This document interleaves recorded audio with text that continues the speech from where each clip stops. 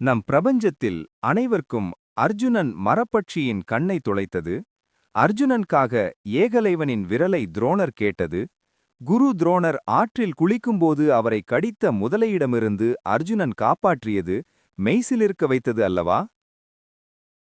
நம் பிரபஞ்சத்தில் அமைந்த குறுக்குள்ள விஷயங்கள் நமக்கு தெரிந்தவைதான். இந்த பிரபஞ்சத்திலிருக்கும் குறுக்குள்ள வாழ்வை பார்ப்போம். துரோணரின் ஆடவர் குடிலின் அருகே ஆற்றின் மறுகரையில் அமைந்த குடிலில் துரோணரின் மனைவி கிர்பி அவர்கள் அரசகுமாரிகளுக்கு நடனம், இசை, ஓவியம் கல்வி கற்றுக் கொடுக்க அனைத்திலும் அங்கேயே படித்துக் கொண்டிருந்த யுபீனசகா, துச்சடை, சுபத்திரையில் யுபீனசகா கிர்பியின் சிறந்த மாணவியாக திகழ்ந்தாள்.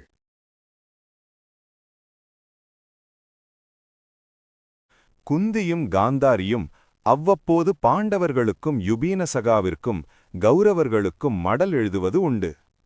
பாண்டவர்களும் யுபீனசகாவும் படித்து குருக்குல தனிமையை போக்கிக் கொள்வர். இதற்கிடையில் துரோணர் பாண்டவர்களைப் பற்றி எத்தனை நல்விஷயங்களை கூறினாலும் அஸ்வத்தாமன் ஏற்றுக்கொள்ளாமல் துரியோதனனிடமே நட்பு பாராட்டச் செய்தான். இவ்வாறு நாட்களும் ஓடியது. யுபீனசகாவும் துக்சிலை அனைவரும் குருகுலம் பாடம் முடிகிற நாட்களில் இருக்கும் சமயத்தில் ஒரு நாள் யுபீனசகா வீணை மீட்ட அதை ரசித்துக் கொண்டே யாரும் அறியாவண்ணம் அஸ்வத்தாமன் நின்று ரசிக்க தன்னறியாது கையும் தட்டி விடுகிறான். முதல் முறையாக ஒரு ஆடவனைக் கண்டதும் வெக்கமும் படுகிறாள் யுபீனசகா. இசையை அருமையாக இசைக்கிறாய் என்று பாராட்டிவிட்டு, கிர்பி தாயார் உடல்நிலை சலியில்லாத காரணத்தினால் நாளை முதல் நான் பாடம் கற்றுக் கொடுக்க வருவேன் என்று கூறிவிட்டு செல்கிறான் அஸ்வத்தாமன். யுபீனசகாவிற்கு அஸ்வத்தாமனின் மீது பார்த்ததும் ஈர்ப்பு வந்தது என்றே சொல்லலாம். காரணம், துரோணர் கூடாரத்தில் பெண்களையே சுத்தம் செய்யவும் சமையல் செய்வதற்கும் நியமித்திருந்தார். கூடாரத்தின் தொலைவில்தான் திரு திருதராஷ்டிரர் தன் புதல்வர்கள் பாதுகாப்பு கருதி சிறு படைகளை நிறுத்தி வைத்திருந்தார். அதனால் ஆடவரை காண்பது அரிது.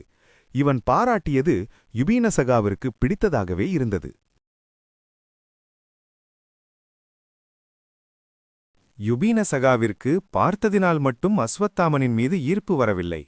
அவள் அவ்வப்போது கண்கூடாக அவன் தன் அன்னையை பத்திரமாக பார்த்து கொள்வது, தந்தைக்கு உதவி செய்வதை கண்டதினால் வந்தது. பாவம் அவளுக்கு, அவன் அவளுடைய அண்ணன் ஐவரையும் வெறுக்கிறான் என்று தெரியாது. அஸ்வத்தாமனுக்கு யுபீனசகாவின் மீது காதல் வர அவன் தாயார் கிர்பி தினம் பாடம் முடிந்தவுடன் யுபீனசகாவின் பெருமையை பேசியதினாலும்தான். அதனால்தான் அவன் அன்று வீணை வாசிக்கும் நேரம் வந்தது. தாயாருக்கு உடல்நிலை மோசமாகியதால். அந்த காரணம் அஸ்வத்தாமனுக்கு யுபீனசகாவுடன் வீணை கற்றுக் கொடுக்க, வில்விற்றை கற்றுக் கொடுக்க, பாடம் சொல்லிக் கொடுக்க என்று காதலை கூறாமல் நேரம் செலவு செய்தான் அஸ்வத்தாமன்.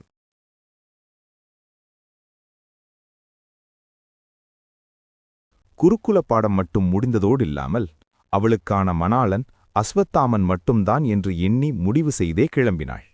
ஆனால் அவன் தன் அண்ணன்மார்களை வெறுக்கிறான் என்று தெரியாமல் பல்லக்கு ஹஸ்தினாபுரத்தின் வழியில் தன் பயணத்தை தொடர்ந்தது. இதுபோன்ற கதைகளுக்கு, தகவல்களுக்கு ஆரோன்ஸ் ஆர்கைவ் பக்கத்தை சப்ஸ்கிரைப் செய்யவும்.